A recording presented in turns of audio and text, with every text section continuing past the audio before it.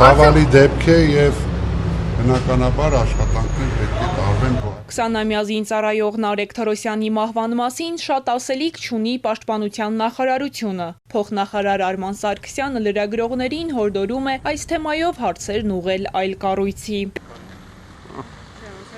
Յուրաքանչյուր դեպքով նախաքննություն է իրականացում, ցանկանամ ձեր հարցը հղեք նախագահական։ Նարեկի մահվան գործով ձերբակալվածներն արդեն կալանավորվել են։ Զինվորի 2 համածառայակիցները, մեկը կրտսեր սերժանտ, մյուսը շարքային, կասկածվում են Թորոսյանին անզգուշությամբ ինքնասպանության հասցնելու համար։ Բավականին մտահոգիչ է մեզ համար Պաշտպանության նախարարության լռությունը, որովհետև ստացվում է, որ ամբողջ բեռը տեղափոխվում է միայն քրեական վարույթի արդյունքների վրա, այլ ոչ թե քաղաքական եւ գերատեսչական պատասխանատվության։ Ինքնասպանության վարկածն իրավապաշտպանների համար անընդունելի է։ Աննա Մելիքյանի խոսքով ինքնասպանության հասցնելը բանակում միշտ ունենում է նախապատմություն, դա մեկօրյա վեճի արդյունք չէ։ Խոսքը գնում է հիմնականում տևական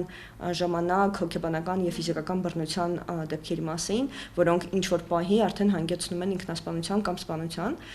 եւ այստեղ է, որ անկրթություն է ցուցաբերվում եւ զինծառայողների եւ առավել եւս հրամանատարության կողմից, որովհետեւ դա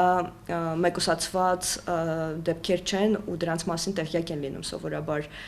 ընդհանուր առմամբ այլ զինծառայողներ, այդ ունեղ հրամանատարությունը։ Իսկ եթե տեղյակ չէ, դա շատ ավելի մեծ իրականում խնդիր է, այսինքն եթե չեն տիրապետում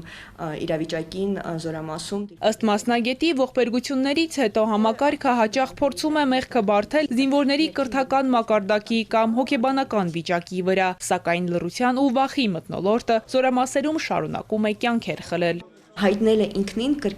չի խրախուսվում։ Այսինքն կա նաև այդ ընկալում, որ եթե դու բողոքում ես, դու էլի մեղավորը դու ես, ոչ թե այն անձը, որը քո իրավունքները խախտում է, քեզ բռնության է ենթարկվում։ Այդ խնդիրը նաև արձանագրել ենք հենց գործերի քննության շրջանակներում, երբ որ համածառայեկիցները, որոնք որ վկա են ականատես են եղել այդ վերաբերմունքի, չեն ցանկանում ցուցմունք տալ, որովհետև կրկին իրենք մեղադրվում են ոչ լավ կամ գործ տվող, այսպես ասած, այդ երևույթը եւ այդ ոչ թե ահազանգում ես եւ դա ազդարարում ես ինչ-որ խնդրի մասին ու դա չի խրախուսվում, այլ հակառակը պատժվում է ինչ-որ չափով, կրկին ստացվում է, որ չեն ցանկանում լիարժեք ցուցմունք տալ, որպեսզի իրոք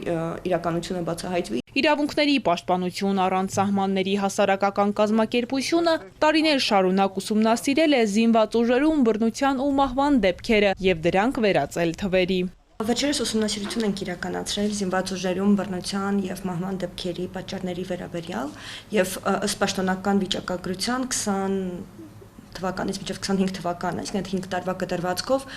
փաստորեն արձանագրվել է պաշտոնապես 40 ինքնասպանության հասցնելու դեպք, ու դա իրականում շատ մեծ թիվ է, ու սա պաշտոնական որակումն է, այսինքն սա դեռ չներառված մահվան այլ դեպքեր կամ բռնությունը, որը չի ավարտվել ինքնասպանությամբ եւ այլն։ Նարեկը Չարենցավանից էր, ռուս-հայկական համալսարանի լրագրության ֆակուլտետի 4-րդ կուրսի ուսանող, բանակ էր զորակոչվել այս հունվարին, ծառայում էր Ճամբարակում, երազում էր սպորտային լրագրող դառնալ, պետք է շարունակեր ուսումը, բայց նրա աթոռը համալսարանում դատարկ է մնալու։